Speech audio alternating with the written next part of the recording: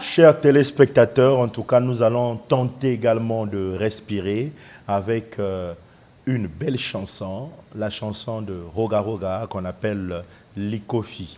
Et là-bas, pour avoir cette chanson, nous avons Chaber Ngouma et nous avons Christophe Ngakeni, La magie des doigts.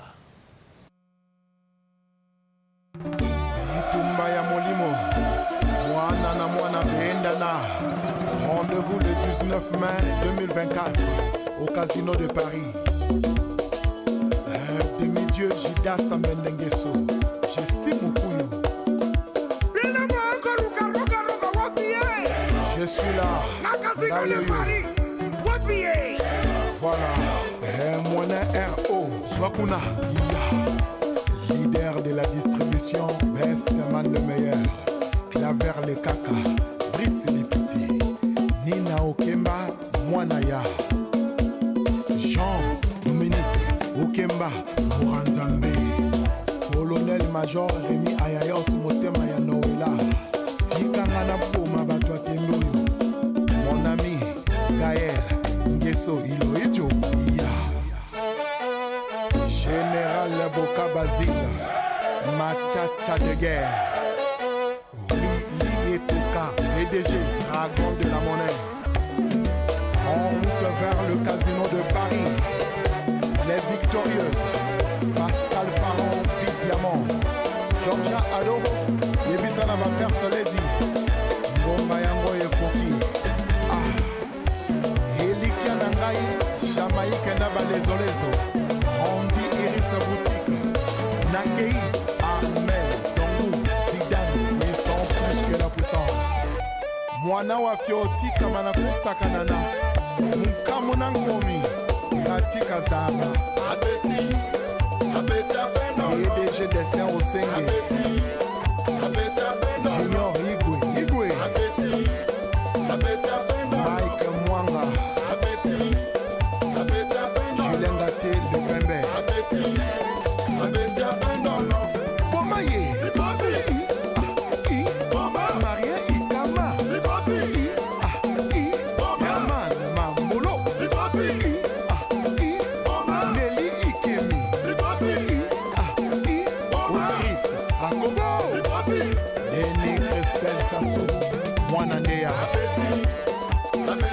Chimène Motoari à Display.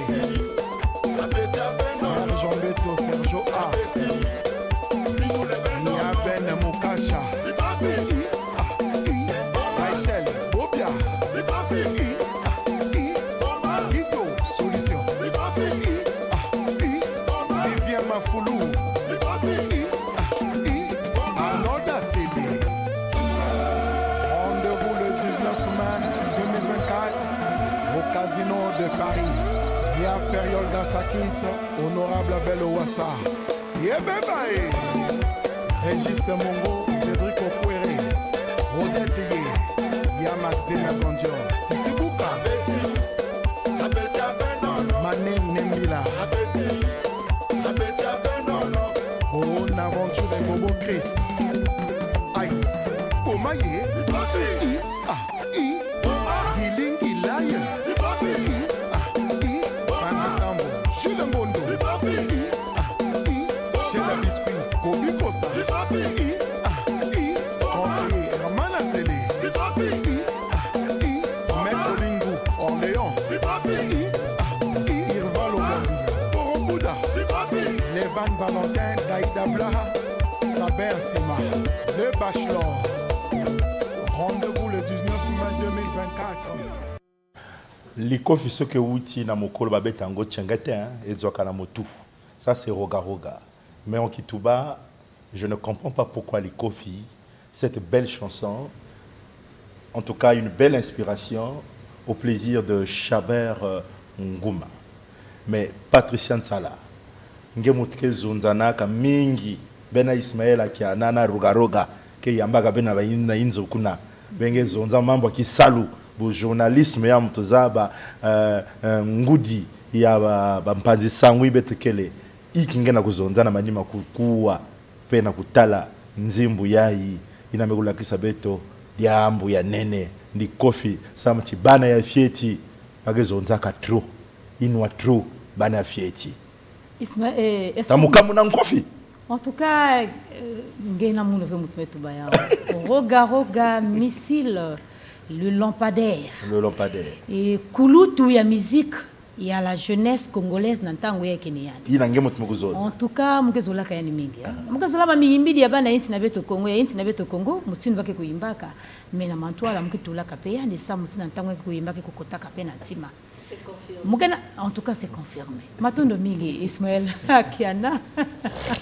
On confirme les kofi ametu bayao que moi na fieti mwana wa fioti kama nakusakana na mukamuna kofi ngati wazaba. En fait amezonza nkomi meyeke di kofi parce que nkomi yake ni boulé di kofi ni ke bula na yitu go na kuvandisi ngena kuzona nge tetwa vanda sui sa muti kuzonza melutila ametu bia na nzinga bwala ametu lea na mboshi eko yo na bayini ke zonza nzinga ina ngemetala nzote appétit apendo no appétit zol kuzonza même si anke vena kima malunga ake zonza mingi shabe nguma pemisaka inwa shaber nguma ametu dila betu muyimbu ya nakutala peti muyimbi na betu ya inti na betu Congo roga na bilumbu be katuka kuluta me kuvanda kuna na mbanza ya France na putu wapikisikana lisaka mukembo ya nene ya kuyimbila kuna ya kuvandaka na Casino de Paris et Espoir mobanda tina baina kulanda na bilili na bandila ya ba réseaux sociaux pebetke kubanza ti concert na ntango ke kuvutuka rogago ke kuturila bete na bandila ya télévision congolaise mutia ki vanaka partenaire beto pe na kutala et mutu ngeme kutuba na ndila ya Bonjour le Congo pe betke na manaka pe ya kubwa na ensa mwa sesomo na beto mbote jambo na mekutadila inspiration ya kuyimbila nzimbu ya dikofi samu na hiki zonza kele mbote ve donc mutu fwa tubaka diambu ina mekufanana ya mfuno espoir betke kuvutuka na jambo mekutadila kupema oui roga mekatuka kusala mukembo ya nene na mputu na bilumbu mekuluta memelo manayandi pe kupema pe fioti kupema ke sala hiki na musicien betke na kuzonzila jambo mfuno ya kunkinzi ya kupema yake kaka na bisadi ya luyalu veto na kati ya bisadulu ya bamvwa mave kupema ke kulombaka mutu nyose ke na sala kisalu ke na kuyindula ke na kubasisa ndwenga ke na kusala ti energie kubasika mayele kumonika fo nyonso mutu nyonso fo yandi kupema ke na kupesa nge ntangu ina ya kusala diaka bisalu ya mona diaka ya mbote mekulutila ke kupesa nge diaka ngolo pe inswa na kukwenda tama kupema pe roga na tangu ina pebetke kutalaka na ba musicien ya tama vanaka kutabimbangi ngeke tala yanke kutuba tina na tangu muku tsonika kan tangu yai muvandaka kupema muvanda to na boloko tala nzimbu ya nani muyimbidi ya Congo ya Boziana lubwaku mmeko bamboka tata André Ondele samuti yake parmi banzimbu pe ba chanteur ya tama pe ba musicien tama ke kuzola directeur abeto ke kuzola ka Boziana lubwaku ngena tala nzimbu ina ya lubwaku yamvandaka na boloko. C'est vrai que boloko ke place ya mbote ve samu na muntu mais yake place meko na permis endi na jambo meko tala musique na tangu na Boziana banaka kuyimba vime na kasi ya boloko na kati ya kupema yandi meko zo inspiration ya kusala nzimbu ya lubwako ankuzabaka bandani kuzaka kutadisa yandi bandani kutadisaka yandi ve na tangu ya pasi yame kupesa yandi mayindu ya kutonika dia kanzimbu na pe kusadisaka pe kubinisaka pe babantu mingi donc kupema ke mbote na mutu ina ke na sala kisalu ina ngeme kutala tina mwa bangunga to na mwa bangonda mingi mekulunga mufanda kupema samuti mkuzwa diaka elon ya kaka na kusala kisalu ya mbote diaka. Brice, nous venons tout à l'heure de suivre Roga qui vient de livrer un grand concert, un concert en tout cas qui a fait la fierté du drapeau congolais vert, jaune, rouge. Alors, après avoir battu ce grand travail, un travail de longue haleine, nous l'avons vu, Casino de Paris était plein. En tout cas, qu'est-ce qu'il faut après un travail de la sorte? Comme venait de souligner Patricia Sala, le repos s'impose. Le repos s'impose. J'imagine que la préparation d'un concert n'est jamais facile. Il y a beaucoup de pression autour. Après, il faut se reposer. Parce que, comme nous sommes en train de le dire depuis le début de l'émission, en fait, après chaque travail, le repos s'impose. Donc, pour les musiciens, pour les chauffeurs, en tout cas après chaque travail, on a besoin du repos. Et on doit aussi comprendre que le corps de l'homme, c'est comme un moyen roulant, c'est comme un véhicule et qui peut s'user à force de beaucoup travailler. Donc pour Roga Roga, moi je pense que après ce concert, il doit prendre du repos. Et sa chanson aussi, c'est bon, c'est vraiment une inspiration à prendre en ligne de compte pour la jeunesse aujourd'hui qui semble ne pas respecter les anciens. Voilà. Donc, alors, merci beaucoup Brice. Une bouche qui parle beaucoup doit aussi avoir un peu de repos pour éviter certaines conséquences. Mais au moins dans le milieu administratif, Ismaël Akana, Touti Kolanda, Nakati Yaba Migration, congé pesa motuya, motosingela zope moi congé na espoir mokoko soki déjà ezali na mo babengi congé, c'est que ezali motuya na vie ya moto. Na kati ya bamigration esengeli na moto nyonso mosali nyonso il faut akendeki na bopemi na mobu atako mbala moko pona nini pona kopemisa nzoto pona kokende kozwa makasi pona ntango akozonga amema eloko ya sika na migration yango wana basengaka na basali bakendeke nani kopema po stoko osali nzoto elembaka yango wana moto nyonso il faut akendeke na bopemi mais kasi bazali baike bo bakendeke na bopemi espoir mokoko ebele balingaka kokendeke te soki totali bato o baza na place ya misolo wana bopemi pona bango ezali te yazo kanisa nga soki nake na bopemi bongo mosolo nazwaka mikolo nyonso oyo nakozwa ngo lisusu ye azomona misolo azomona nzoto na ye te azomona bomoi na ye te yazomona ne misolo nga na mesana mikolo nyonso nakendeke mosala nazongaka na mfalanga nazongaka na eloko me nga soki nake bopemi nakosala ndenge nini papa mama kende bopemi po kende kopemisa nzoto kende kozwa makasi po nde makasi wana moto kosala yo umela osala lisusu mosala ebele po yo soki oke bopemi te osali to biso to nzoto za lokola machine soko osali bopemi ezali te okufi obebi to okokwea maladi to utu komona bongo ndeko wana oyo akweyaki azwi bokono mais yo soki lelo oyina bokono na nzoto est-ce que yo kokosala lisusu mosala oyo okosala wana donc na ba e bazala ba migration bazwaka ba congé au moins mbala moko atako mbala moko na mobu ekosala malamu ozwi sanza na yo moko ok na mboka opemi pe tango balobaka ke ozwi bopemi il faut kozwa pe bopemi ya solo espoir po eza na bato misusu ake azwi ne bopemi na migration mais ake mboka ke kosala bilanga apemi na ye te ona nazwi congé na mosala mais nana baactivité na nga moko nakosala na mboka na landi yango mais yo opemi te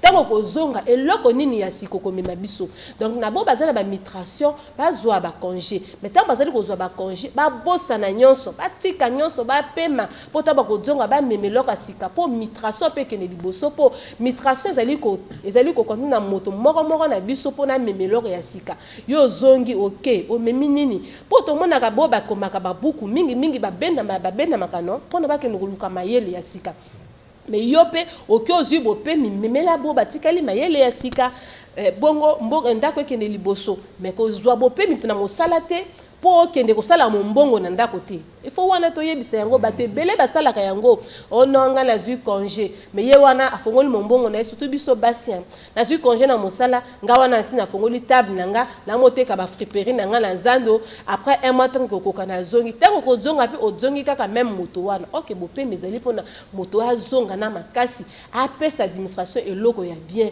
espoir mokoko nga mpenza na beti sende na likambo ya congé parce que ebele surtout yo journaliste waka la sima ba reportage. Merci Brice. Avant que nous allons de l'autre côté de Patricia Nsala, nous avons 9 mois de l'année scolaire, 2 semestres ou 3 semestres pour l'année académique, mais après il y a ce qu'on appelle les vacances, c'est pour se reposer. Mais malheureusement pendant les vacances il y a encore des centres d'encadrement, les centres de ceci, le centre de cela. Est-ce que les cours de remise, est-ce que réellement ça c'est un repos? Et pourquoi donc l'importance du repos? Après une période de scolarité, il faut prendre du repos parce que c'est le cerveau qui est en travail pendant la période de l'école. Et le cerveau se fatigue. Quand le cerveau se fatigue, c'est là où vous pouvez constater les céphalées à votre enfant, il y a les pertes de mémoire, ainsi de suite. Donc les parents qui imposent aux enfants des centres après, parfois, c'est 2 semaines. Ou les chantiers vacances. Voilà. 2 semaines, l'enfant se repose 2 semaines seulement. Et on impose encore, non, c'est vraiment des pratiques qui ne sont pas bonnes. Les parents doivent tenir ça en ligne de compte. Si le mal ne se manifeste pas à l'immédiat, mais à l'avenir, ça va rattraper l'enfant. Donc, je pense que c'est bien étudié. Quand on a établi 3 mois de vacances, faites profiter à votre enfant les 3 mois de vacances. C'est très important, c'est pour son bien, c'est pour qu'il soit performant, qu'on a dit.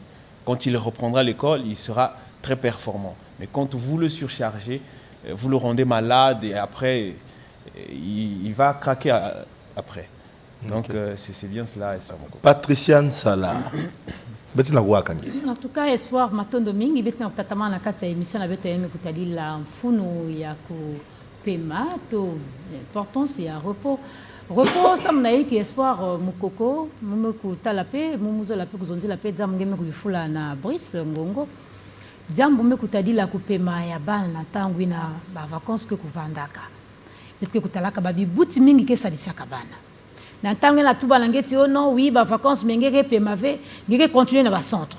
Mais moi na ile na tangu ngeke na sadisa yandi tu me pemave mvula muvimba me kutanga babuku nzutu pe kutambula mais nzutu ke bana toujours pe na tangu pe yawo yake lembaka mwana ile na kisifu ngeme tulende na nzila ya kulongoka diaka na ngonda mosi na ndambu yana me kubandadiaka malongi ya mvula ya mona ina kana kukwiza me kubandadiaka mais mwana ile bitu kuza kukuma na katikati ya nenge ke tala babana ina mingi ke ku chuteke ke senti moyenne ya ndi ke on a kana premier trimestre mwana bana mesa la mbote yakuma na deuxième trimestre mwana me kita parfois que il faut là mais qui mesa la kenge sala mbote ve samni kinge me kita menge mezimana que mwana ina na kisifu me kupema ve ke na natamba minkwa musu mingi Espoir mukoko na ile metali la bimbevu buya AVC yake diaka kimbevu ina ngeli na tala diaka na kulutu ve ntama betu vanaka kutala yao bimbevu André Yantisi to ya kindoki to kana façon mais tu peux comprendre que Boubia et moi il y a 12 ans 13 ans 14 ans 16 ans que na kudwa AVC que na bela kimbevu ya AVC mule na tanga kumbwa pangi ve mais pangi pe journaliste moi na yandi me kudwa kimbevu ina même si ba raison kaka ina kuvanda mais jamba kaka est-ce que moi na ina vandaka na repos est-ce que moi na ina kudwa kantangu ina pe kulongo kaka maison na vete yandi vandaka mutindu ina mais na kutala ti bimbevu ina ile na kukumina babana bete ka bimbevu kukumina bakulutu ve bana fio tu ve kana ba papa kupesa mwana ntangu pe ya kudinga mave yake kusala ti bana kuzabela bimbevu mpe ya ntisi ya ngolo ina bakulutu kina kubela bimbevu pe kina senti o mwana fieti meku doit paralyser mais me doit paralyser faut se venir c'est ça kindoki mwana meku pe mave donc na ntango maison na ti mwana pe mapemisa mwana bete tala ba parole ka mwana meka tuna l'école mwana meku izabe pe mave mbala mosi sur ton cahier est-ce que ngemetanga ba programme nge mwana kena devoir mais pemisa tete yana pe matete moi fioti ngeke tous les ans chove bana faut ba tanga ba bima ina ba programme ke pesa ba mayela beti me manga ve me itu pepema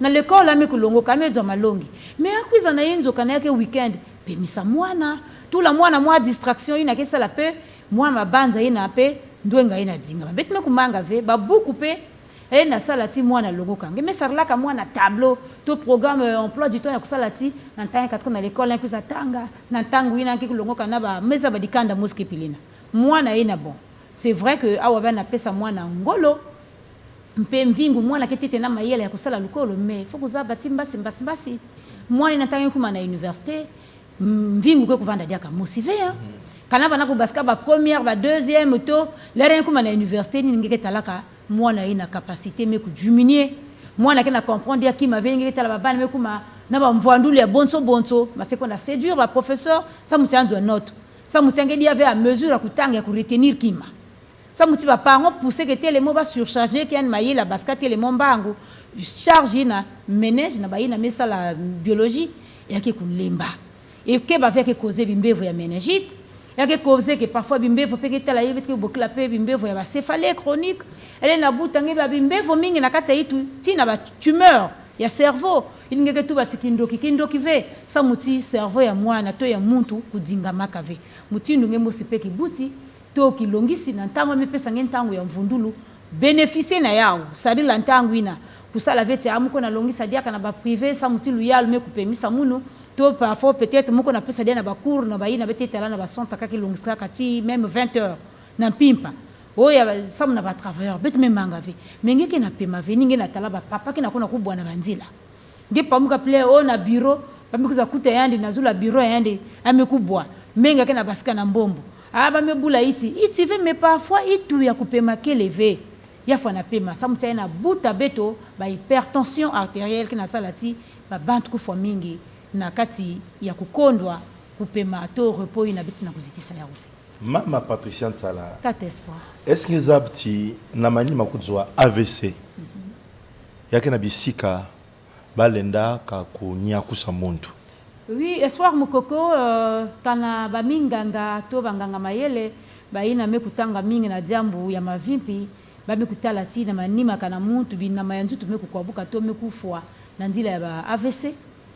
Betele na bika yani mutinu na vyake na ba centre ke mingi ina betele na kuzonda tibale na kusala kiné ina ile na kusala tiba kupesa ngelu salusi na ndila ya massage na tangu bake na kujola nzutu ina bake na kujola bina mayena ke kuvutuka kape ngolo sa muti yake ba nerf mutu mekufwa yake ba nerf ke na kusala dia kambo TV yake menga pe parfois tanga kaka mekukangamana ba nerf fo ba masser na tamba ke masser circulation ya menga ke kusala tia kutambula mbote na nzutu pekina maina même si elle n'avait pas dit ngolo ina ngila kanga di kofi ya kubula na mpangi ve mais au moins ke pesa nge mwa iswa ya kuzangula mwa diboko to ya kutambula mwa bitini na mekufanana ngele na kima peut-être dia kambangu mutini banaka kukima tonge vana dia ka marcheur mutini muzabila nge espoir ve mais au moins ya ke pesa nge mvingu ya kukuma mwa kisalu na ba niveau pe ya ketala pe ya balusalus ke kuvanda kana ya kuvanda kana ndile ya face baki kusala pe massage babisika ke mingi ba clinique mubanza tina ndila kaka ya mputu ve me awa pe awa na insi ya Congo ba clinique nene ikela espoir mubanza ti kana betu kula ndila na mbongo nga alors que ba clinique kele Nathalie Fundoumeza va bien.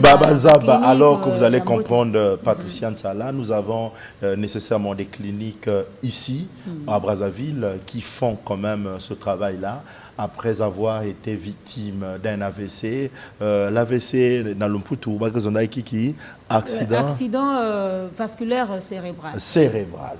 Alors que nous avons cette clinique qui n'est plus, nous avons été obligés d'aller dans cette clinique-là, voir quand même le témoignage de quelques personnes qui ont pu vivre l'AVC. Parce qu'il fallait aller dans une clinique que nous ayons la preuve qu'il y a des victimes comme ça qui ont pu survivre à base du traitement pour montrer à tous ceux qui travaillent, à tous ceux qui ont manqué hier du repos et ont été victimes de l'AVC qu'aujourd'hui il y a une possibilité d'être traité, mais nous allons repartir vers la réalisation pour avoir le témoignage d'une personne qui a été victime, mais aujourd'hui est en train de reprendre de la forme peu à peu.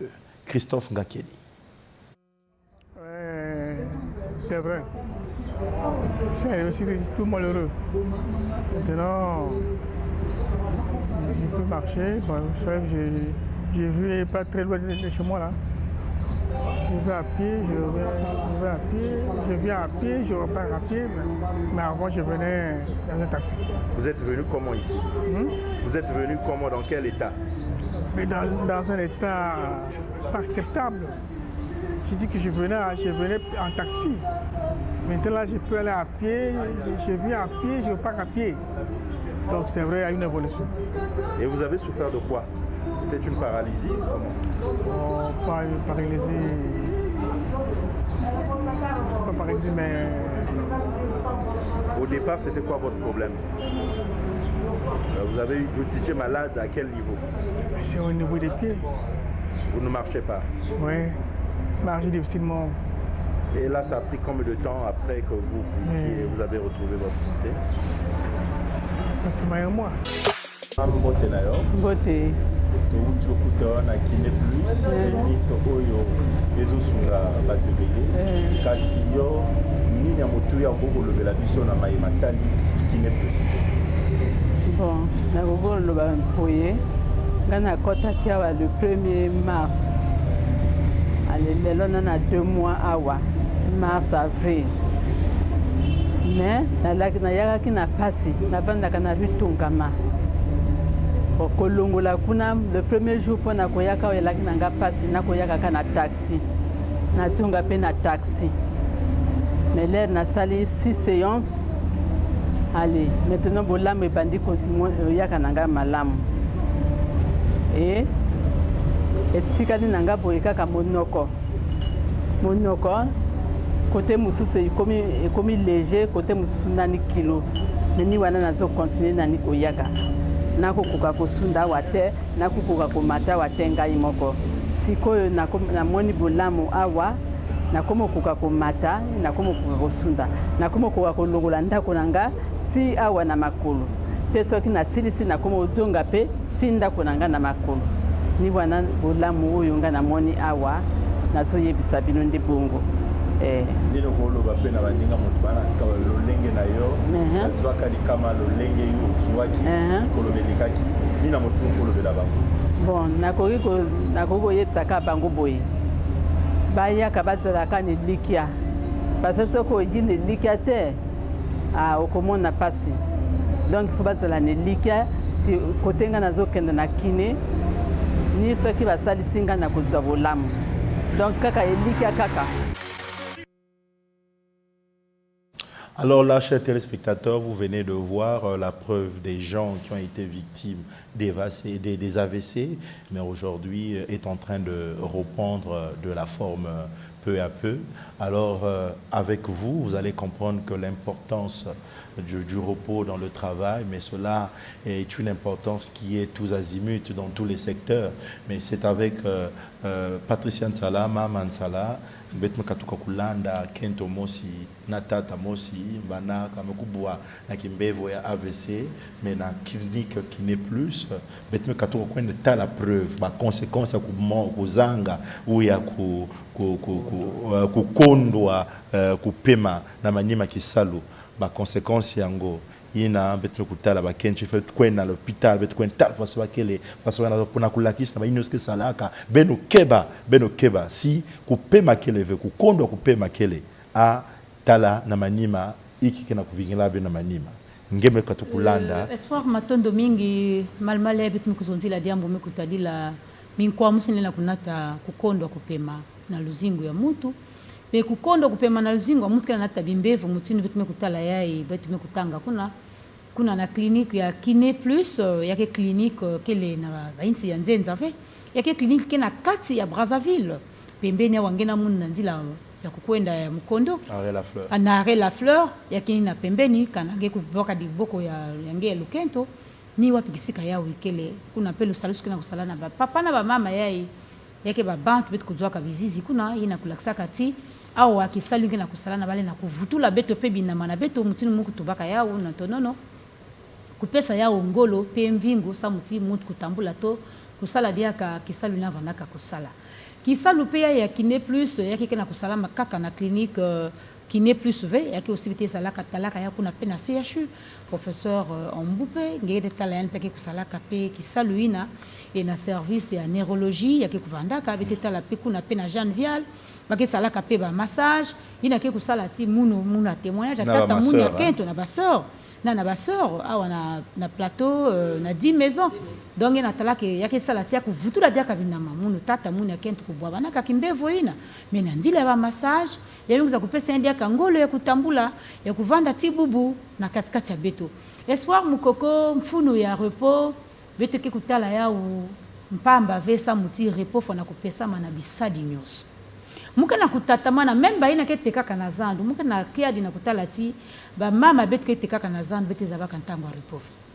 betu za betu kubokla ina na kati ya mitra so ba ke pesa nge congé mais na baina ke na kati ya bisalulu ya betu bokla ki ya informel mingi ke kukanisa kave na kupemisa banzutu na bao tala muntu ke tekaka na total baini ba mama ke kotaka zandu de 4h 5h 3h même baini ke tekaka bandunda amelala na total nakati ya toto nakati ya puelele mbasi na suka ngeme bwana kati ya makelele mufu na ngeve total na ntamwe kokotaka na zandu na espoir mukoko à peu près moi poto pe na ntango fête mkezo lave sa mutimu ke lendave tangu mingi na total muke na kunzi le klanda munu ke vanda kateka kuna muke zonzange ke ngolo nzambi vraiment ki fo ma sika kupesa na nzambi beno bantike kukaka na tangu na makelele kutekisa bilumbu nyoso na kati ya makelele mutindo yaye c'est vrai que kisalulu abao mais munu mutu mesana ka ve muke lenda ve na mwangu na muke kwena ngetanjo sa muni tupasi mufo muko na inzo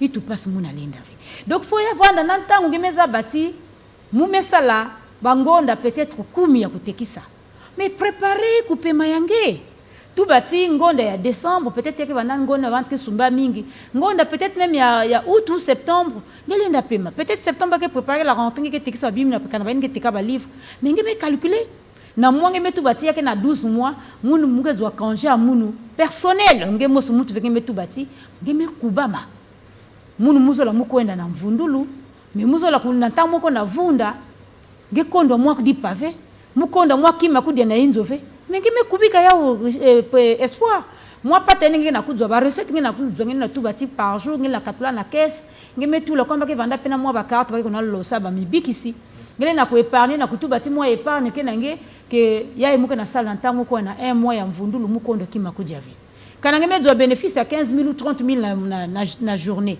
mais quand tout la ta 10 000 ngebumba ya kuvanda 10 000 ke permettre ngina ntango ke dzo moyen na ya repos ina ngeke teki save mais elle na permettre ngepe na ntango me teki save nge nettoyer côté ngeke teksa nge retaper kana ba na ba boutique nge retaper boutique nge mettre la kana cours circuit kana ya zola ka kusalama nge mettre la circuit nge installation nge ya courant nge mettre la kana clim nge me vutu la dia climatisation parce ça là ba inge tekisa na lukoso mbongo na mama zandwe lukoso mbongo ina kena sala tima vipi vanda mbo TV ba AVC kubwa ngeta la tio munu mubwaka AVC muzola ka kufua vraiment ya vanda mpasi mais ça mukondo kupema kondo kupema espoir mais mubanza tina mundile beti na yidika yao kana ngemezola nzutu yange mutinu mwe na tuba beti na pesa malongi espoir bongisa ngemeta la timu nge banda janvier ti décembre na kutekisa ngemeba quand même ngonde ya même ya juillet yake ngonde ina pe ya madidi ya ngolo ngemepe mange ngemevanda na inzo ngemebika bampangi na ngeme ntangu ina pe olenge bika table nge pulele ngeme faire louer ya no ngemezo na kana 2 mois mke pema ou 1 mois mke tekisa ngeme faire louer ngeme louer ya na pangi moi bapata ina pe ke permettre nge même si yake ve ya mingi banta total ba banta ke tekisa na to wa ngeke na zonza ngeke ve commerçante table ya ku faire louer ke pesa ngei ko yengili na kudia na ngonda muvimba mais na bénéfice ina kubika yao nge préparer repos ba menuisier ya vanda ba maçon au moins tu la comprendre n'entend kaka ba chantier que vandave mais singi kanange ke menuisier ngeke na télé ya tour à bois côté mabaya compte son tango makelele na makutu ngo poussière na misu espoir na mani makena taiki ma vie pepeke kukwamisa bimbe va mutindo na mutindo peke kubuta madoni na kutuba na ngeti repos ke me fana kupesa ma même na beno peke na ku gérer personnel na kati ya inzo même na kati ya mo entreprise ya fioti calculer nge pesa bankundi na repos samuti kisal na beno mbasi ya kutambula mbuti Ismaël Akiana Mwasa Moindo couleur originale. En tout cas, Patricia Otikolo, batango patia zolo bala mama mbongo. Nakanisi pe mama na ngambo kwa azali kuna na mikalu na pese mbote. O ateka mbala gamba. Ya teka ka divers. Atika divers. Ye ya bala gombo mazo yaka, lazo yaka espoir. O ya divers. Nazana souvenir wa mbala. Nga mikolo lokwa nazo yango te ezotanga nga. Mama langa teka ka divers oyo. Pati. Ya lamukaka na 3 heures à quel total. Ake ko somba tomate ke nangonga wana azwaka biloko na prix abordable. Ayene angondako akitisi na zando azongi ndaka akeka ko sokula tango aya bimiza ya banda ko tekaka de 7 heures kino 22 heures parfois. Kala tuniye mais yo o lamukaka na 3 heures okende ko somba. Et le cocat à moi, 18h, à l'obinanga moananga. Dès à partir à 18h, on a besoin de peu comme parce que Batobaya Kakabasson baka bien donc na profiter que na teka. Kana yebisi est-ce que yo yebiki le lenge noir ko sala o e comme ma koni na nzoto. Abinanga makona nini. makona nini ngam na tekaka boye nazwaka mbongo na nganga bokoni yaka na bato yo balukaka bambongo ya bato nani akobwaka nga bokoni donc mpona ye bo babelaka babwakaka bango bakoni ye azoluka mbongo ne na ndenge ne ngala lobi nde mama ezali bongo te mais malgré que nayebisa atosaka te aza ye moko te baza bango ebele ndike baza na nsima mbongo baza na nsima mbongo ye bacalcule ne eza kaka ya mbongo mazomona nzoto te bamisusu mpe baza na bana ye asilisi koteka na 22h ya indako comme ya za na bana il faut sokola bana bilamano omona bato bisusu azosala ba travaux butu akosoka bilama ti minute mais 3h il faut ya lamuka mutu ekosala te nde bato wana na zando bo baswanisaka bato mingi ezali bango wana ye alala ebele te ye aza na repos te ntango oloba neka mama aya 25 ate mapoline mpona nini mpona mutu ne mpenza mama yo anani na nostalgie ezali bien te akomana molimbo akoswanisa bato akomana molimbo lokola moto moko mutu esalaka bien te mpo bopemi ya malamu ezali te na bamama baza na kati ya bazando bamama bopema apena mokolo oyo ovandi na ndako sokoli bana bilamba odi soin ya mobali na yo okoloba toza na mibu ebele okoloba na ningi naloba na basanza ozwi mwa sanza na yo moko opemi na ndako ovandi na bana ozwi mpe makasi mpo ebele balandaka mbongo espoir pa oti koloba na mbongo mbala est-ce que boyebi mbongo mbala ezali mbongo moko ya pasi mais biso bilenge ebele bo totekaka mbala tolandaka mpe mbongo yo po tekaka mbala ngala tekaka mbala toza ebele na yebi tolandaka mbongo omona na tongo pona kozambala malamu fo lamka na tongo Patricia Nsali yo oke yo lamuki oke ko welela okolamka na 4 heures parfois okomi na place ya kosomba biloko 5 heures osombi tango ko uta kuna direct oyi koteka na zando na bamoyi ovandi mais tango ozoteka mbala tango oteka ke ya eloka kilo ozopesa mais biso ebele bilenge mingi tolingaka bopemite omona toteka parfois de 7 heures jusqu'à 20 heures to permite lobby to bandeli même likama omona moto wana atekaka kaka mokola kobela aluki oteki ndoki et puis mombongo mbale pesa mingi mikongo parce que yo ozali boye ozali kotombola mais kasi tozali obopemi donc na bandeko na nga mbala pardon fani epa ozali jo parfois il faut que nous d'abord pemi to pemi sanzoto poto zani bilenge makambo ezali nani ebele ya kusala espoir mukoko na lingi na zongela likambo moko po la yami zongela ngoma mama la yami koma moko ewoti kote ya mama langa moko akominga awa azali mama quartier alobi langa Ismaël ozali koloba la bo pemi ngapi na lingi na pema kasi na mitration na biso azali bongo na secteur privé mo continuer a lingi te ya pema abito lobelango bo lobelango yo na Patricia abito lobelango ye azana posa ko même au kondi comme azana ba jeu belete ba bato ba azomona yeso ka ke bo pemi musala na ye ko kangama mais ye azana na posa ko pema même moya kende te mo konzali ko pima to lobela bongo na Patricia a lobelango na ba mikondi bo bazali ko pima ka ba sali na bango ba kende bo pemi. En tout cas, Patricia, c'est en tout cas, merci. Avant que vous quiz, na biambu na passé muzabange, lenge ko fungula kayao. Mais Patricia, que vous tout katete na réalisation, nous allons repartir du côté de la réalisation avant de revenir sur Patricia Nsala sur le même sujet que tout à l'heure Ismaël Akiana a voulu annoncer parce qu'elle a reçu tout à l'heure un SMS d'un Congolais qui veut bien sûr aller en congé, mais qui malheureusement avec son chef, cela semble être une impossibilité. Mais l'impossibilité, ça se prouve là-bas, pas au niveau de la réalisation pour nous mettre un élément, et cela avec Chaban Ngouma, la main de Dieu, mais aussi Christophe Ngakeni, la magie des doigts. Avec l'état actuel des choses, nous avons des problèmes, des accidents vasculo-cérébraux, nous avons les problèmes de stress. En fait, il y a cette gamme de maladies qui est apparue, qui nécessite un suivi dans le sens de pouvoir remédier à ces maux-là qui deviennent de plus en plus difficiles à la médecine conventionnelle de traiter. Je pense, moi en tant que responsable qualité, hygiène, sécurité, environnement, puisque là-dedans, il y a la santé. Dans la sécurité, on voit aussi la santé.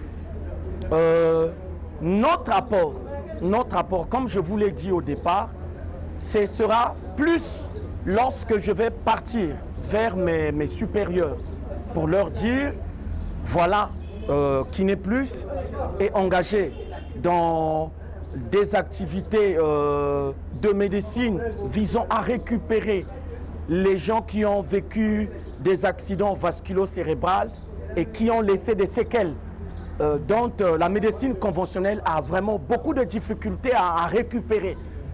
Vous comprenez? Et puis, je pense que c'est une affaire de tous, la kinésithérapie. Pourquoi? Aujourd'hui, ce sont eux. Demain, qu'est-ce qu'on en sait? Ça pourrait être moi, ça pourrait être vous. Et donc, la santé, c'est un problème humain. C'est un problème humain qui ne regarde pas les couches, hein, qui ne fait pas de différence dans les couches sociales. Voilà, hier, il fallait qu'il y ait un transfert pour que nous allions à l'extérieur pour traiter ces genres de maladies AVC.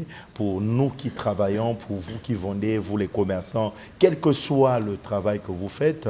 Mais aujourd'hui, il y a quand même des centres au Congo, notamment le centre, la clinique Kiné Plus, que Patricia Nsala a pu quand même donner l'adresse, juste à l'arrêt La Fleur, en face, là-bas, à l'entrée de Mukondo, en allant vers le centre-ville. En tout cas, nous avons ce centre Kiné Plus. Mais en tout cas, je vais repartir du côté de Patricia Nsala, où il y a eu une problématique soulevée par notre téléspectatrice en passant par Ismaël Akiana. Cette problématique qui consiste à avoir du repos alors que le patron de l'entreprise ne veut rien savoir. Oui, espoir Mukoko, betina kutala diambu lenge kusala makabantango mingi. Et bimbangi kele samutina kutala ti mama kento ina kikusala kamge tanga kumbuve yake ya munu diambu bina pe kumiki kufutuka kantango mingi na yandi mfumo na yandi peke kuzula kave kubika yandi na ntango ina kukwenda nako na kupema même congé il y a 2 semaines na kupesa yandi au passe giketa la même que na kata congé na moi kupema même permis yandi 2 semaines ake bokla dia ni ti madame entele futuka tete kwa kunikuza yede tete muna moi kisalu yai muke na yao kwako.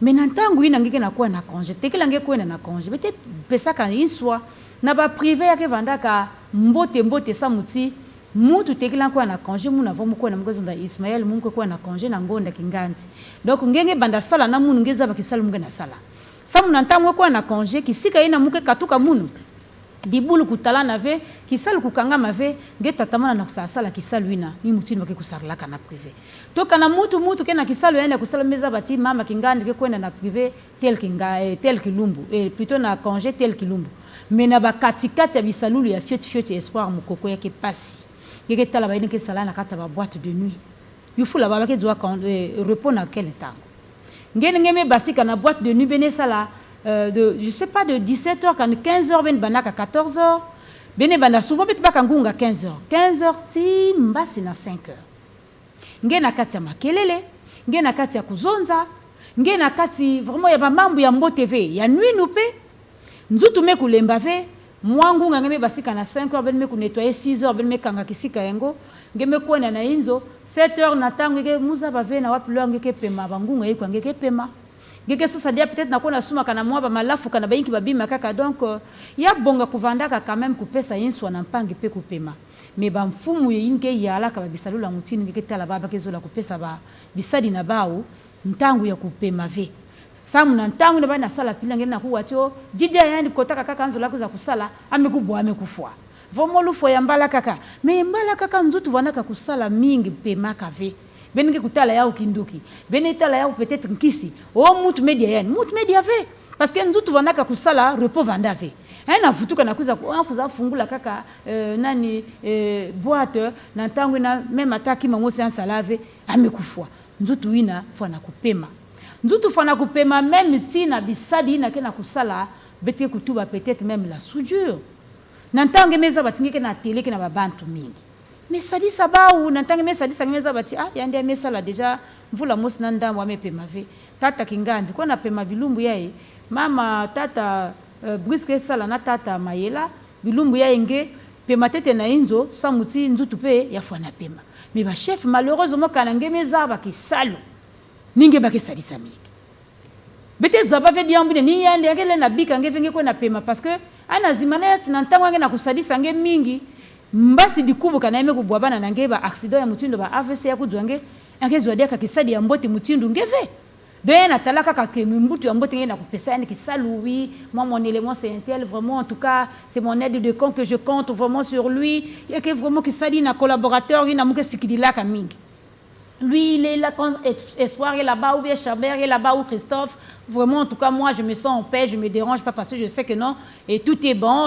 Travail qui salu kena kutalana. Ngere natalaka qui salu, oui, ninga. Mais ya imbi banti na kena pemave. Mais n'entend oui na pengi meza batiba kena kupemave. Ça dit là-bas, on moi surprise paye en beauté. Ya vanda ve tika kange sali saka ba ya pamba samba kena kusali lange qui salu en beauté. Dikabu ya beauté vanda ve. Kanangezo lange pemave.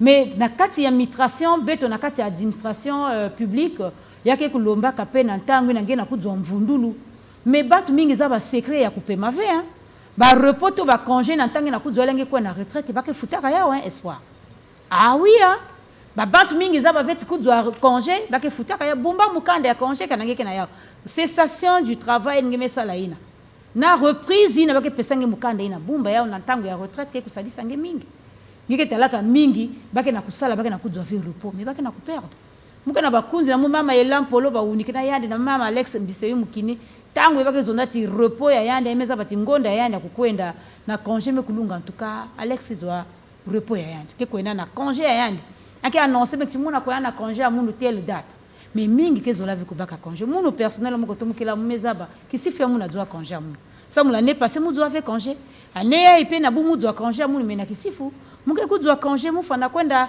pemape nzutu pe kuvumbuka kapetango nyoso pe formula la moi pongi mbote. Brice Ngongo, nous venons d'entendre Patricia Nsala qui a soulevé tous les points relatifs à l'importance du repos. Et le repos, c'est tout azimut, donc un peu partout, dans tout genre d'activités que nous menons. Alors que vous venez d'entendre cela, vous avez certainement une approbation, une opinion très favorable à cela. Oui, Espoir, dans la même veine qu'elle. Nous voyons que les femmes qui sont engagées à faire les ménages subissent les mêmes sorts. C'est-à-dire qu'ils sont contraints à travailler. Et aussi les chauffeurs de chefs. Hein? Bien sûr. Les chauffeurs de chefs. En tout cas, ils sont dans cette difficulté où ils n'ont pas le droit au repos. Alors que le patron qui l'a engagé, certainement, travaille aussi quelque part. Et là-bas, il a droit à des congés, il a droit à tout ça. Mais quand il arrive chez lui à la maison et n'attribue pas les mêmes prérogatives à celle ou celui qui l'a engagé. Donc moi, je pense que c'est pas bien de faire ça. C'est une surexploitation. Surexploitation. Oui. Et je pense que la loi encadre ça.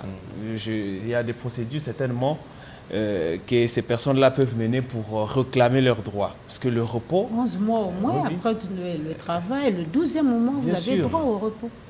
Le corps doit se reposer. Et parfois, les salaires qu'on attribue à ces personnes-là ne sont pas conséquents. Surtout pour les vigiles.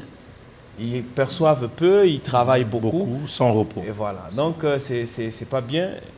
Les patrons, vous qui avez des gens que vous faites travailler, pensez aussi à leur faire reposer. Voilà.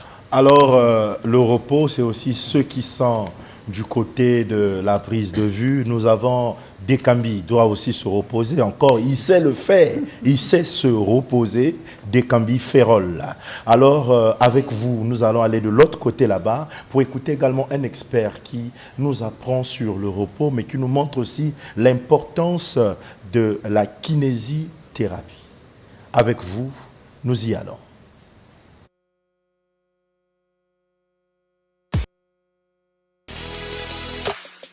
Nous sommes chez vous à Kiné Plus. Il y a toute une gamme de partenaires. Comment vous faites pour faire vivre cette structure au point où le distinguo se fait aussitôt remarquer par les patients? Oui, dans l'initiative de ce projet, on a mis vraiment tout ce qui est essentiel pour accompagner les patients qui ont des situations qui concernent la kinésithérapie. Et comme vous pouvez le savoir, la kinésithérapie, c'est une science transversale à la médecine qui couvre tous les secteurs de la médecine. Et pour cette raison, nous avons mis du matériel de qualité, nous avons aussi mis du personnel de qualité, pour nous accompagner à mettre en œuvre ce programme. Et ces éléments combinés nous donnent une satisfaction au niveau de nos clients. Sachant qu'il y a un adage qui dit la meilleure publicité, c'est la satisfaction d'un client. Et quel est le produit le plus particulier que vous proposez aux patients qu'ailleurs on ne peut pas proposer ou que vous le proposez mieux que les autres? Bon, on a essentiellement 6 gammes de produits que nous proposons à nos clients. Il y a le massage de relaxation. Mais dans tous les cas, les produits vont avec la consultation médicale. Nous faisons une consultation au départ pour savoir quel est le problème que le patient a. Et à travers ce problème, maintenant, on y apporte tous les éléments essentiels qui concourent à lui apporter satisfaction.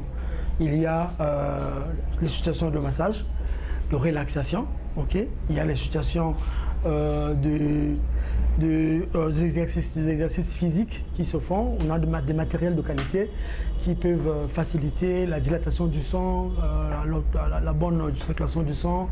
Il y a des matériels qui permettent au patient de retrouver vraiment son équilibre, sa mobilité essentielle.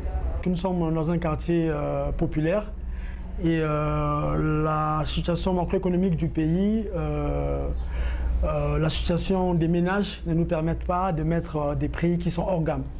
Par contre, nous sommes dans une complémentarité avec les populations. On adapte nos prix par rapport aux besoins de la population et par rapport à la dimension économique de notre pays. Donc les prix sont vraiment favorables à nos clients, en dehors des autres centres qu'on ne pourra pas citer, mais nous avons vraiment des prix promotionnels qui permettent à nos clients de se prendre en charge pendant au moins 10 ou 20 séances de travail. Et ça répond vraiment à la bourse de nos patients. Résister dans une dimension sociale et économique que nous avons au nouveau pays, c'est pas facile. Il y a les services d'État qui font la répression, il y a beaucoup de situations qui font que les Congolais, dans la mise en œuvre de leurs projets, n'arrivent pas au bout. Mais je vous rassure, nous sommes déjà à 1 année d'exercice. Vous avez vu la satisfaction de nos clients. Nous pensons que nous, en tant que promoteurs, on fait notre volonté, mais on aurait souhaité aussi que la partie haute, qui est la partie gouvernementale aussi, d'accompagner ce genre d'initiative.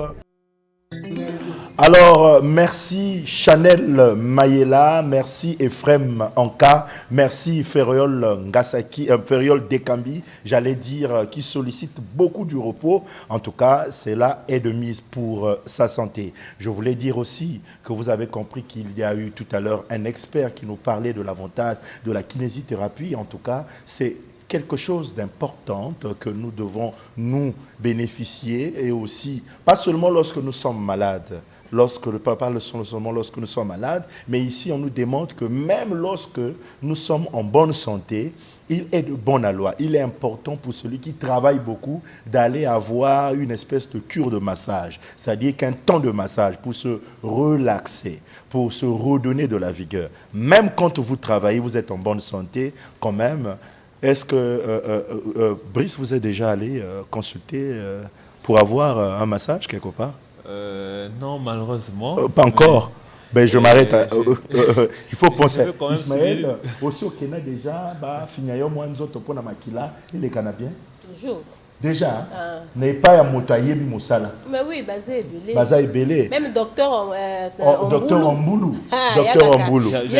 Écoute, le Bagalabiso, surtout une émission à un partenaire à l'Obaka, Boyaka Nabino. Boyaka, Amassé. Amassé Kenaï. Alors, Patricia Nsala. Non, ils sont malades. Pour relaxer. Les imports. Patricia Nsala. Parce que Belé va dire la rabat Boyaka pour l'hôpital.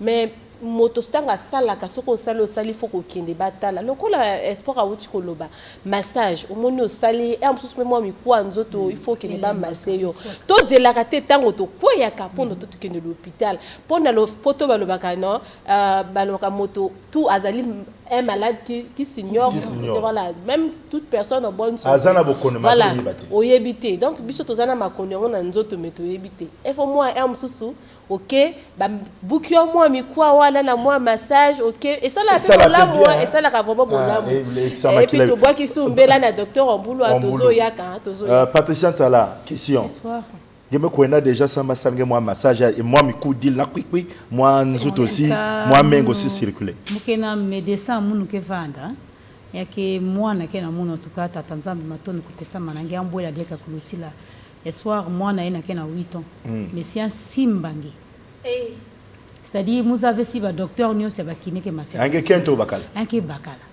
ah ça me quand je kemba c'est un simbangi je te jure montre que masse que mon c'est mon fils ya bakala moi na montre que masse que mon donc il n'a que simbangi na moi misapina côté banda douleur que vendir que vendir ya que vendir donc l'engue ba que salange ma ba que masengi donc nous sommes papa que font salka médecine donc il y a que senti que me se relaxer mais cours mais vous tout na moi même papa na munu beto ma soeur a beto ke ni mwanya beto mutke masek mu alors même ba ya ba uzaba quand na moi passe quand je vais me masser mais c'est ainsi m'nge vraiment ko kimve m'nge quiz aussi à Salimo archange OK ba moi j'arrive pour l'instant que t'es kaya moi ya ngete tu alors ya que moi na bet nyoso Brice tu allais dire quelque chose? Oui, j'allais juste souligner le fait que c'est vrai que je suis jamais allé à des centres de massage mais par contre il y avait quand même acheté un appareil, un vibromasseur. Un vibromasseur. Oui.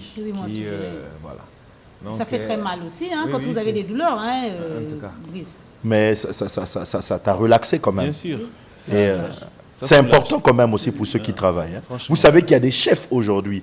Il est dans un bureau climatisé pendant 24 heures sur 24. Bon, pas 24 heures sur 24, mais tout le temps qu'il est au bureau, il va à la maison, climatisation, véhicule climatisation, mais... donc il a 24 heures sur 24. 24 heures sur 24 dans la climatisation. Donc, mais il n'a jamais eu des cures de massage, un temps de massage. Même les caméramans, les reporters de Télé Congo, même Christophe Ngakeni, surtout Chabé Ngouma, je ne connais pas quelles sont les heures où il va pour qu'on essaie de le masser. Mais vous qui avez expérimenté cela, donnez-nous un peu votre expérience en tant que travailleur. Bon, mais comme on venait de le souligner, ça relaxe. Ça relaxe. Les séances de massage relaxent. Vous voyez, quand vous exercez un travail où vous êtes obligé de vous asseoir toute la journée. Bon, mais moi, c'est le constat que j'ai fait. Ça fatigue le corps, en fait. Quand vous êtes resté assis toute la journée, et à la fin, quand vous rentrez, vous avez l'impression que vous n'avez vraiment pas fait un travail colossal, mais le corps est vraiment fatigué. Et ces séances de massage peuvent vous remettre... voilà. Donc, Maman Patricia, na salia comme de fois, na année. Kukwenda na kuna kusala mwa massage banyimnge mwa bafinge mwa nzutu ya sala mwa ai surtout si ni mwa kente ngimo kumna l'hôpital ni kento mutke na sala mwa massage yako aussi que la pesa mwa bien yako pesa pe mwa ya bien bina maina zolala la de fois avec la salia ou nani bon nakutala espoir qui maimbe na beto ba congolais bete zola veille ku sala ka bilan to ku sala ku lu nani lumbangu diambo ya nzutu ya mavimpi na bepete vingla na tangu na kinoki na meku kota na nzutu bina mamosi meku noka kimbevo meku talana nina ntangu ina beto na beno ke kwena kuna sosa munganga me mutindo ya massage na mutindo beto na kutambula ngina tala diambo ngemezonze ya tata yai kana ngeke vumbuka na kata inzo madidi ngeke kota kamio ya madidi ngeke kwenda vanda na biro ya madidi bisalulu ngeke kwenda kaka ya madidi ngeke vutuka donc na madidi donc me kuma mutindo chambre froide mais yake saliki yake natange ba rhumatisme yake congelé ngeke sala circulation ya menga vanda mbote ve batata mutindo na appareil munu pe muke na yao et mon tata sera fait au Kembape ke na yao bitsumaka yako ntwa dikaka na télé awa mais espoir nantange ke tout le yao yake vumbula nge binama ya nzutu kisika nyoso kimbevo bumbamaka yana ke na benda yake na vukisa na manima ya kusala massage na électronique nge na talati nzutu mezibuka nzutu mekuma pepele kilo ina vanda na ngeke kuvanda diave donc baba tu na ke kuvanda mutinu nyos na kata ba bureau ba fana kusala massage na kutala na ngonda même mbala mosi ça les même na ngonda même mbala mosi sa muti nge vanda ve surprise na ba accident ya mutinu ina parce que na ntango menga ke na kutambula mbo TV yake ko na kukangama yake na kukoze ba AVC na ba arrêt cardiaque ina ngeke tala tio ba mefoyande vraiment jambu na mugeni unga mingi na yao akweyika boya kufi babomiye nzete babambiye nzete abutu donc nzete amoye ezalaka te ezalaka ya butu mbo nzete abutu ezalaka ndenge nini te wana eza nzete tokofongola ebembe moto ayinzi effectivement menga ina zolaka kucircule na nzutu ya mekukangama munu noko amufwala lufa ya AVC mais nantango noko vanda mbwaki nantango metu basam vumbi ba mama bantu nyosa ya kizongo ba me fona kufwe mais vous oubliez c'est vrai que même si kizongo zo la vanda même si lufwe ya kindoki kele mais d'abord na diambu ya mundele glycémique kaname ku matana tension me ku kozenge AVC menga ina kaname ku basika ve mvumbi na ntabe ne basisa yao si ya mesala mutinu lubaku peke kuvanda ka mbangu ve na beto na diambu ya mfilu et puis mfilu mpeke diambu ya mpasi na beto ba congolais na kuzika muntu ba millions surtout na Brazzaville kana dikanda ke na lubaku veke na bamvwa maveke na babantu ke na kusala veke na makoki ve mvumbi kana mesala 3 semaines na manima lemeko na basisa yao obligatoirement beneta la mvumbi ke kumandombi et puis puisque katuka yake kumanete muntu menienga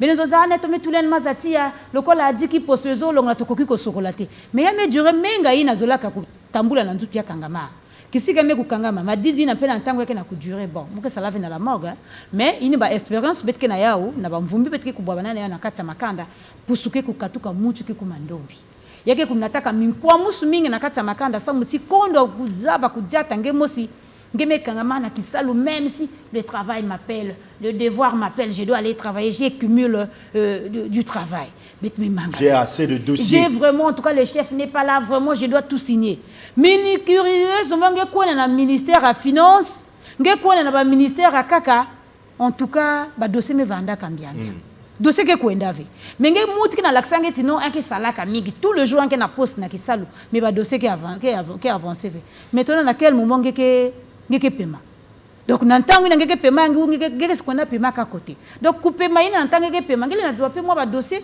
ina ngeta la timu ole mukanga ba dossier ba mpanga sala 5 mois 6 mois na bureau amuno nantango muke na congé mais espoir tala bimu mambina Ismaël parce qu'ils ont na Ismaël moi si oyebi que docteur Oya Ucho Lobape que moi si atazana zen avant abota il faut que nous aions moi moment ya massage et ça les moi repos na moment repos à massage à bien et ça la paix que à koko bota na kima nyonso makambo ya mike et ko zalate massage ya moi c'est à 10 000 na kanisi eza penza motu ya mingi pe moto pe soka za na libota o eza na bato bayebi soki moto ina 10 000 balobaka il faut ba masser yo il faut ba masser il faut que ne ba séance à massage pona efongola ba veine efongola biloko ebele donc oya lobi eza nango ya solo moi si soka za na zemi faut ba kende ba sala ba massage pour massage ils ont permettre ba veine ezala nini o mikwa mona ozala pe souple ozomona ezalinde bafuta kapé na l'hôpital bon ba massage yo moko moto ko luka place ko sala massage ata na kiné plus voilà oko kende na kiné oko zala pe na net e parti ça uti ko loba awa za na mwana oyo nzamba tia makoki wana ko sala ngo tozali pe na ba mama pe na kata mabota na biso oyo azali pe na makoki pe ya ko sala ngo ko sala mais soko za na moto ti oko kende na kiné plus ba salelu yango pona mokoloko bota ozala penza malamu mingo bota penza na ba condition ya bien mais soki pe na famille ozana moto akosungo akoki kosunga yo en tout cas pona basi ademi ezala ka pe malamu ko vanda kaka na ndako te son massage te ezali bien te et puis naza pe na témoignage nazana ndeko nanga azala na demi azala na ngo mais ignorante que oya azalaki moto yi moko yi kopesa ye tolike yozana demi boye foko kindi kota mama moko asala ka massage tango wana yake kota mama wana penza za bazaba bama ya kola bo zana mayele aya simbe ka libumu botanga simbe libumu lui yabi mama qu'est-ce qu'il y a le façon na simbe libumu na moni mwana zo ningana te mais ye moko azalaki na mayele te ebiteke mwana zo ningana te alobi lobby il faut ko ça l'échographie penza na moni mwana azo ningana te wana kendaki séance ya massage na tongo ya ikolo batanga kenda ka lobi na mobali ba lobi biso lobi photo ko sala échographie tango bake heureusement bake na ko lobi heureusement pona ye moi si parce que ye ako contrôler ba mouvement moi na te metant bake moi na sa kufa ke na libumu grâce ya maman oyo ba yebi ke moi na kufa ke bake échographie batali sike moi na sa kufa ki yango na ba provoquer que déjà avortement moi na bimaki mais tala soka ke na ki kota maman oyo accouchement ye soka ke na ki kota maman oyo massage alinga ye ba séance à massage azalaki na ni mwana moke azwaki tellement mwana moke elle avait 15 ans donc 15 ans oui elle avait 15 ans raison. Donc il y a un mouvement moi ça demi ayeba kité. Donc pour na bande ko nga basi bo bazana demi, faut que ça toujours na moto oyo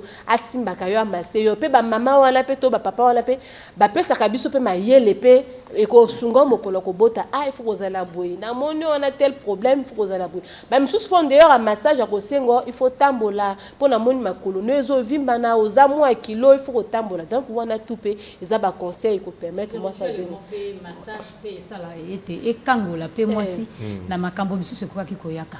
Donc ce que ozana mo moto ina muti na peut-être que ça la na kati ya kimpeve na ntango ngena kujola kivumu ngepe na ntango na kivumu ngeza. Bon. Nyoso bake tubaka. Mais na kusimba kaka mugeza baka na kivumu ya Espanyol kana mapasa ke kuna babana kezole na ntango ngesimba. Mama kento lumbi na mekuza mapati ngana demezo oh mais bikte mu masetenge. Oh ngai mikongo yaka dem mesmezo oh manager ozana mapasa. Oh te mapati mapasa tena kokate mukeve na mbongo etu ya kuindula ba mezo na jange na ba mapasa. Massage azol mezo na babana ngeke mapasa ke kent na bakala. Yanda menzi mouve. Massage à tatu maison na yandi fonge ko se préparer ngena ba mapasa. Mi alanda yandi aussi fait kilo bien. Malheureusement moi je ko buter un peu complet surprise à Masidi là. Ah ma pati aloba kinga ngoka ka muke butu ba mapasa. Mais ya se préparer ka na moi aussi. Patricia, muke na question. Donc nge aussi que cela massage. Muke sala mu massage. Donc yin moine meland, moine nge ni meland ya 8 ans. Ya ke domme katuna sekenge. Bon maintenant nge meza ma passe na ma meso ya tatu. Non, les muke sim na liboko muke zam ka wa ya Nge kota l'école ango. Expérience. Mais parlons d'expérience Ismaël Akiana. Na bakala pesi muke masenge pe bakala muke za basika na moi pe dingundu ke na pembeni. Ba muke za même na moi na pe yanke buta mapenge ke za ba petu. Patricia bona kuizange masemo. Alors Ismaël, moi c'est Azeli. Est-ce que esengeli pe apema? Apemaka. Oh, mais loko pe basinga ka moi c'est Azemi bo pemi. Moi si Azemi basinga ka ya pemaka. Alala ebele. Parce que justement vous allez ko lala te. Moi na kovimba na kati te. So ozola lebele. Mais non. Moi na kola malamu. Basinga ka moi ça Azemi biloko mibale oli ebele opema pe belé pona moi na azala malamu. Parce que moi na tango yozo lala yoza penza na makanisi mingi te moi na pas kokola malamu parce que bana moi na tanga zana talibumbu azola ne ba mouvement de yo mama ozo sala soki yo lala ka te yoza na makanisi belé moi na wana pe na kasa libumbu kuna pa azaka ka lolengo yoza mama oyo lala ke belé pe ma ke belé azali bongo moi na yepe akozala pe bongo moi na pa ko lala bien la mkape bien mutu pe zo sala bien azoko pe makama bien mais soko zaka mama bitambola tambola ozo tambola makelele moi na wana ne tanga robota ma mutu pe zaka moi ça Azemi mo soigner saka bato wana reporter ozaka ka onoko non roga le diabo na baloba nini appétit apendo non wana bon kotonga bato alors qu'il faut pema olala zoloba era ko pema bato belé ezaka kapona basa demite espoir moko photo lobelango bato belé bazala bo pemite po balanda ka makambo zanga tina ye wala landaka bato yoka ki pati kuna mama kendo pema na ngonga wana lala pongi yo zaka ka uti kota pati pati aloba ki bo Ismaël aloba ki bo ke kota espoir yo pema te waka kana makama mike pema ka jwaka tango lozo pema après wanonga mutu esui olobe belé mettons on peut mezalité mutu esui non biso basi mingi ya patient il faut to pema ka po mingi tozala na pona bangonga opema te omona na ba mutu emoso ikanda kana na bana pona nyo to sala lokuta kuna tango oyaka mwana sengi yo loko yo mosikane parce que mutu ezo sengi banner les attendu voilà banner les attendu. Il y a plein de likambo moko surtout to solo la base espoir mukoko ils a empêché biso to pema ils a ba réseaux sociaux réseaux sociaux mikolo vous parlez de série réseaux sociaux réseaux sociaux quelle maman avant que ngongwa zwana patient ça on commence la moto 0 heure 2 heures 3 heures akaka connecté ye wana zo solo la azo seka mama papa olala la quelle heure kaka sur TikTok WhatsApp, Facebook, makambo ezanga tina kutu baninga ba utiliser ba réseau wana pona mombongo yo tia kaka biloka ko seka kaka ko tonga bato net na mona ndeko moko bwe adwa kaka ba photo ya bato omoni photo Ismaël robo ya ndenge nini kekeke wa moninga na pa seloli ti 3 heures 2 heures motabongo soka kendeke mosala na tongo alamuki ake mosala akopesa bino quel eloko ye moko apemite alalite mutu na neza makambo ebele donc biso photo pema totika nani ba réseaux sociaux parce que ba réseaux sociaux za bouti wana zo permettre biso to se communiquer mais lelo bato bazali ko sel la ndenga mabe au mona motaka wana sur TikTok et surtout TikTok Patricia continue avant que Patricia Moupes Nangue Brice Ngongo vous êtes un homme comme moi, vous avez constaté qu'il y a des femmes, au lieu de prendre son repos tranquillement, mais elles rejoignent, j'allais dire, leur mari à une heure indue sur le lit parce qu'elles étaient en train de suivre une série quelconque, surtout les séries d'aujourd'hui que je ne voudrais pas étaler la nomenclature même des chaînes que nous connaissons tous, où les femmes sont attachées, connectées, très connectées, même triphasées sur ces genres de chaînes. Quel est le conseil que vous pouvez donner alors que c'est le temps de se reposer dès 22h? Pourquoi pas dormir? Mais vous restez là sur le lit et parfois encore, vous restez là devant la télé en train de suivre, seul en train de suivre. Quel exemple que vous donnez aux enfants et à quel moment vous allez rejoindre votre mari qui certainement a besoin de sa femme? Et en tout cas, espoir, Mkoko, vraiment c'est courant, hein? On le voit aujourd'hui, les femmes qui se comportent de la sorte. Et souvent, quand elles sont accros à des séries, et même la cuisine, elles ne font plus très bien la cuisine. En tout cas, elles s'adonnent à ces séries-là. Les marmites cramées au feu. Moi j'ai compris que c'est certainement... en fait, ceux qui sont dans ce monde du cinéma ont compris que les longs métrages ne donnaient pas trop. Il fallait réduire, faire des séries faire pour des courts-métrages. Les gens. Ouais. Et quand... vous commencez un épisode, vous avez en fait l'envie d'arriver jusqu'au bout. Et c'est ce qui fait que ça vous prend du temps. Et ça en boucle, hein, ça en boucle. Ça vous prend du temps, ça vous prend du temps. En ce moment-là, vous êtes en train de vous détruire sans vous rendre compte. Et moi, il m'arrive aussi d'être dans... d'être emballé. Tu es omberlificoté par ces séries. Tu es sur ton téléphone jusqu'à des heures où tu ne pensais pas dormir. Mais alors que tu dois te reposer parce que Télé Congo t'attend demain matin. Et puisque Télé Congo t'attend, mais Patricia Nsala, ngemutu kwenda kana bwala, ngemutu vanda kana ba mama vana kwenda na bilanga, bete bokula manseke mangunu, mais zona muntete, kensinge kwenda na bilanga. Ya nous faut un peu maintenant. Espoir Mukoko nangena munge mezonza ya bien entendre te salama ngunu, bien mapite kwa na manseke, yake vanda na kilumbu, kinkulu mekubeba. Kinkulu mekubeba. Kinkulu mekubeba. Notre tradition respecte plus le calendrier. En tout cas, betina landadi avec calendrier na beto nangena muna bateke, kilumbu ya mercredi bakezeta kave. Bakezeta. Kilumbu ya mercredi ngele na kwenda sukula kwangave. Ngele na kota bilangave. Ngele na kwenda na chasse ve. Samuti bakoko ba umosiza balumbu ya mercredi ikiba bobanakana yao. Kuwa ba intekila kabeto na ntama babantu zimbanaka na kati ya bamfinda na kilumbu ya mercredi. Même na beno aussi na gomboma na ba Ismaël. Quand on parle le teke, c'est le teke Gongulu, le teke Ndiku, le teke de Kingwe partout là. Donc ni pili na sika beto ngemeza bati mercredi ya jour akuyunga ve et mercredi ya jour mutu nyoske vandaka na boala. Mengi kanange mesala tembe. Ngime ko na kota nge mfinda ou bien ijwa na lumbu ya mercredi. Il ngeke boaba na kuna. Ngeke yufula mutu ve. Donc il fallait couper. Donc il faut couper ma quand même. Ngime tala bake sala bangunu. Bangunu peut bana sala bake sala matiti ba mesala ba mala ina ntamba ke na kusala. Mi bake bika ntangu ina matiti nke na isike pola mwa fioti. Na ntambe kuza tula tia. Na ntangu ina mvula pe na ntangu eba na kubwa. Mvula ya teteve nge na kutula iti ya saksaka. Tonge na kukunda peut-être ngampara ou bien fonge tula peut-être moi mbuma disangu. Donc yava nana mwa ntangu na bake bika mangunu ina kuya tete. Mangunu mepema na manima ya bangunu ina ngeta lati kana mwa maza mekota ni kote ba koko to batata kento to nge muna munu ke kota na bilanga. Malheureusement ngena munu bete na sala bilanga ve bete ma sala ile bete mukubokila agriculture moderne bete na tala ya na zone nord ming na kati ya bazap. Mais est-ce que nsalulu ina bambuma ina betu wanaka kudia ntama na ina betu nakudia bubu yake gudia mosi yake dia kagu mosi ve sa mutiku pemisa ya ntoto betu kana kupemisa ve donc toto si mais c'est kufana kuzwa repos ntoto pe fana kuzwa repos dans tangu ntoto ina kena kupema vitamine to ba richesse moi ba engrais chimique ba itinba yokai na ba di bombi na kuyama titina. Donc, comprendre que engrais chimique est bio, il y a naturel. En français, on appelle ça en jachère. Laisser la terre en jachère. En jachère, même 2 ans, 3 ans, ça lave. Oui. Oh, mais voilà, kinganzi, vete kwenda dia ve na nani na masasa mkuna masabe tumekundaka deja, betke na pemisa bamvula zole, ya na manima mbabetu futukila.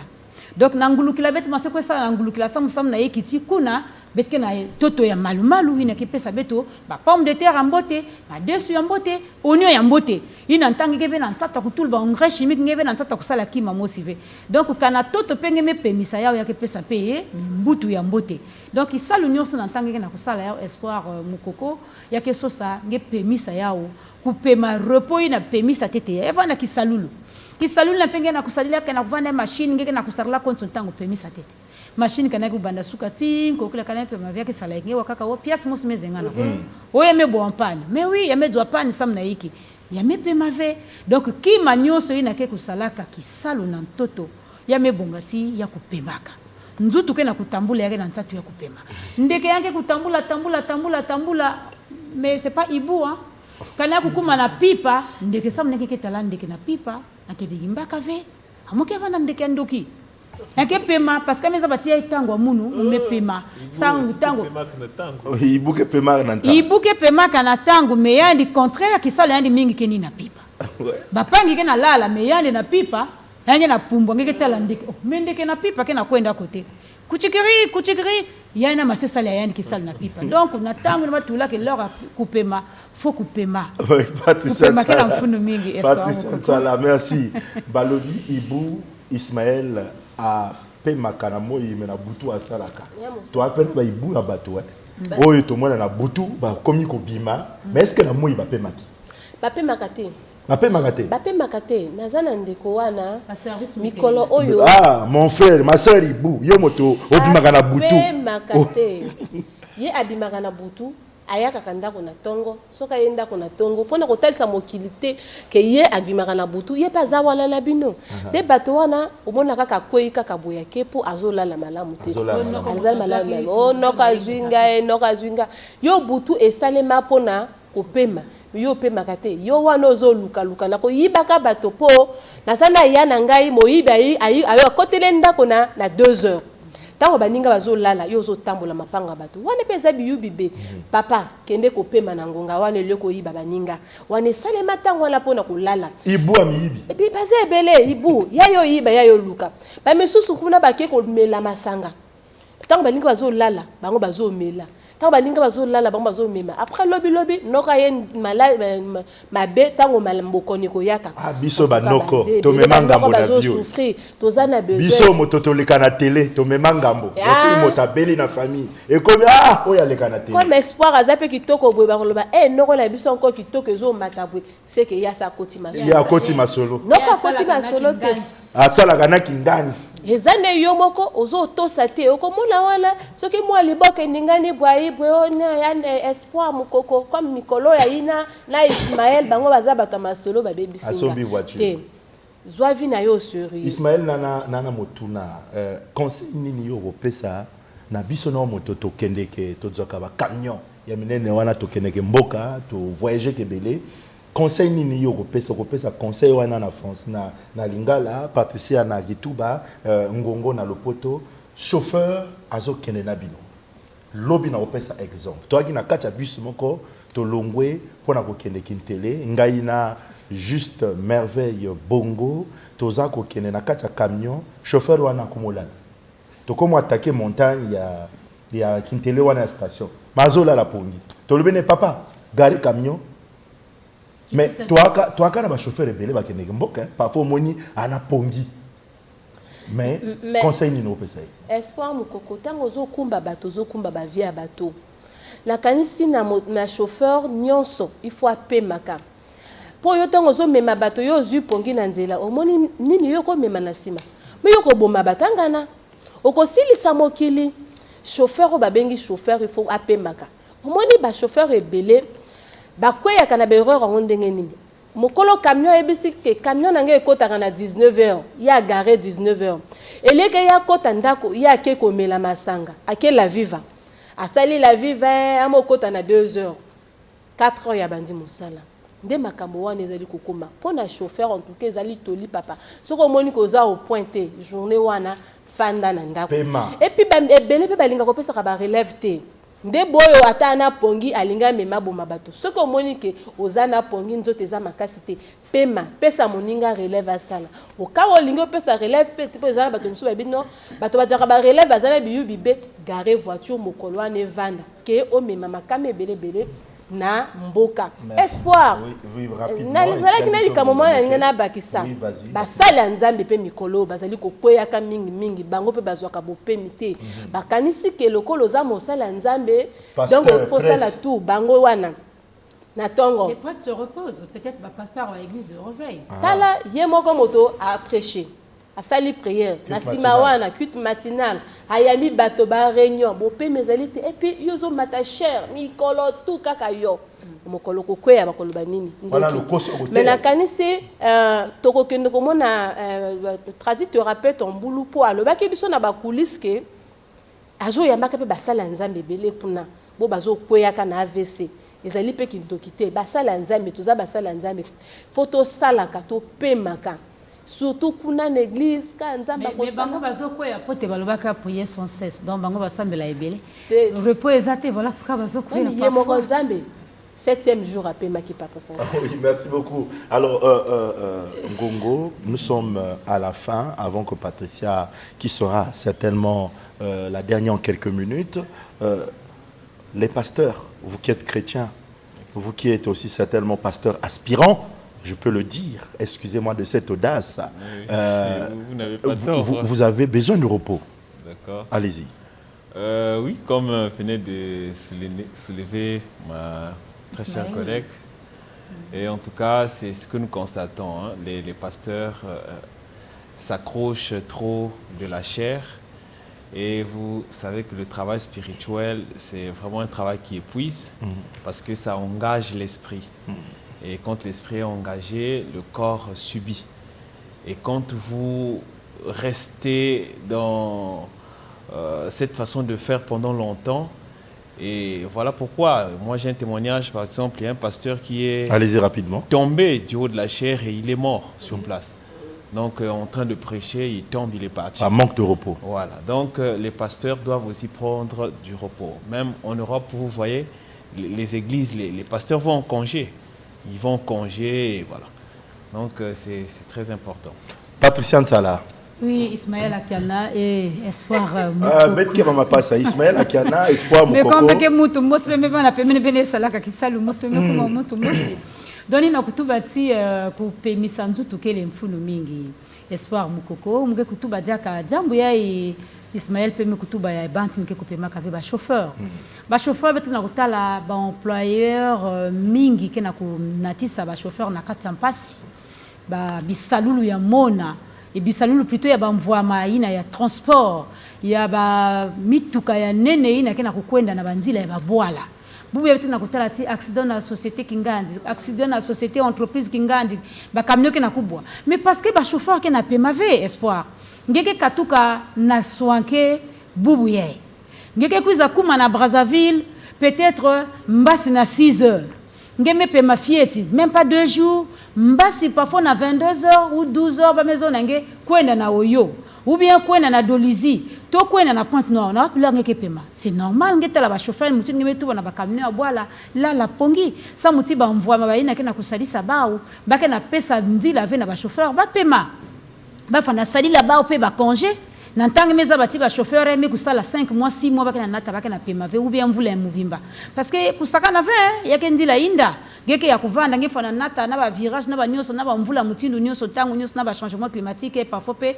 ngemosi pe parfois lubungi me kota ngena misu ngena zabave ndile ngeke na kwenda mais surtout na kata mayo mbeti na tala faso ba camion ke na kubwa camion ba maison nge parfois à 20h ba ke zona nge tibale ngeke na départ ngena voyage aller kwenda bika marchandise na Brazzaville mais nge na mpimpa ina parfois na pongi la la vinge kota même na 10h na kata Pointe Noire fonge basika na 20h pour que nge futuka diaka na Brazzaville donc yake na salati ba camion ko boape ba mfilu kutala na yake Mbo TV repos fona kuvanda na kata bisadi na kina kusala Ponza ba ve wa minute kani kwa mebika na betu kuna na Christophe na masuka ya émission na betu kutonda mingi na kutalati betke kupesa malongi na baina ke kutalaka ti repoke ki maimbi ke kukonda kusala tinge kujwa lubaku repoke salati nzutu nange kupema binama ya nzutu kupema pe ya kupesa nge dia kamvingu na bisalu pe na kisalu ngeke na kusala na bilumbu ke kupiza espoir mukoko. Alors en tout cas, merci le docteur Benazo, le couple Benazo, pour Kiné Plus, la clinique. Nous allons tous nous lever, s'il vous plaît. On va se lever et dire merci à nos chers téléspectateurs, vous qui avez été fidèles pour cette émission. En tout cas, bonjour le Congo, bonjour le monde. Mbote, on est là. Mbote Congo, Mbote Mokili. Ok, Kitouba. Mbote Congo, Mbote Inza. Au revoir, merci. Prochainement. Merci.